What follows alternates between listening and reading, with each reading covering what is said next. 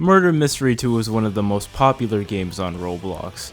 It's a classic, and its structure is pretty simple. If you're innocent, you hide. If you're the sheriff, you try to kill the murderer. And if you're the murderer, you try to kill everybody else. And you're only given 3 minutes to do so. However, after playing the game recently, I came across an issue within the game structure that cannot be ignored.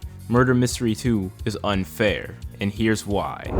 Now, before I begin, I don't really expect any changes to be made specifically because of this video, but I don't hear enough people talking about this, so I thought I'd make a video about it anyway. To explain how Murder Mystery 2 is unfair, let's look at the 3 roles the players can be assigned. Most players will get the innocent role, where their objective is to hide and wait for the sheriff to kill the murderer. Innocents have no way to defend themselves. The only exception to this is if the sheriff dies and an innocent picks up their gun. Which leads me to the role of the sheriff. The sheriff can only kill the murderer. If they kill anyone else, they die as a result. They also have to constantly reload their gun every time they shoot it. I'm sure you can see where I'm going with this. If we look at the murderer has a knife that they can get both close range and long range kills with, and they get more XP than any other role in the game. It should be pretty obvious by now that what I'm hinting at is that the murderer is overpowered.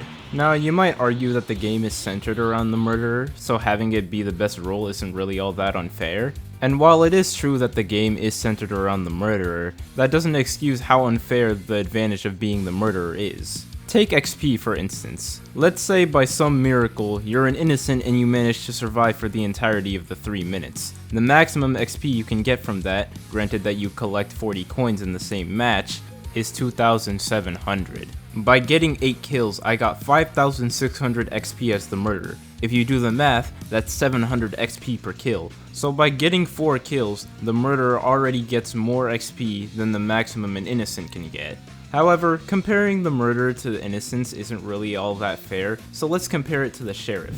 Like I said before, the murderer can get both close and long range kills, while as the sheriff, it's pretty hard to get a close range kill considering you can only kill one person, and that person can easily get close range kills. While throwing knives might be a bit slow, reloading the sheriff's gun is even slower, and it gives the murderer a free opening to kill them. Sure, an innocent can pick up the sheriff's gun after they die, but there's no penalty for puppy guarding the sheriff's gun as the murderer. However, there's one more factor to the murderer's overwhelming advantage that's not only unfair because of how broken it is, but is also somewhat pay to win, and that would be the murderer's powers. The murderer gets access to a bunch of powers that no other role can get access to, and all of them are beneficial in some way. A silent knife, a speed buff, invisibility, x-ray vision, the list goes on. The default murderer power is footsteps, which means you can track any player throughout the entire game. If you didn't already think that the murderer had an unfair advantage, well, here you go. Here's yet another reason why the murderer is overpowered.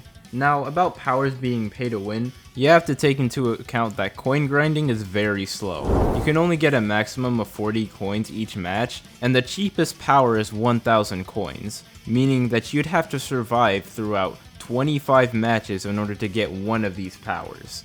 That also includes the assumption that you survived each of those matches while getting a full coin bag, which probably won't happen. You can also buy powers with gems, but the only way to obtain gems in Murder Mystery 2 is through Robux. So yeah, the murderer can pretty much buy the win every single match. These powers and the fact that the murderer carries the best weapon in the game gives me enough evidence to say that Murder Mystery 2's structure is unfair. While it might not be hard to win as a sheriff or an innocent, it's objectively much easier to win as the murderer, and even if the murderer loses, they'll probably end up getting more XP than you anyway. As far as finding solutions to this problem go, I definitely have some in mind, but I want to see what your take is on this entire thing. So if you like this video, be sure to comment down your take on Murder Mystery 2's game design. And if this video performs well, then I might make a part 2 on how to fix Murder Mystery 2's unfairness. With that said, you've reached the end of the video. Thank you for watching.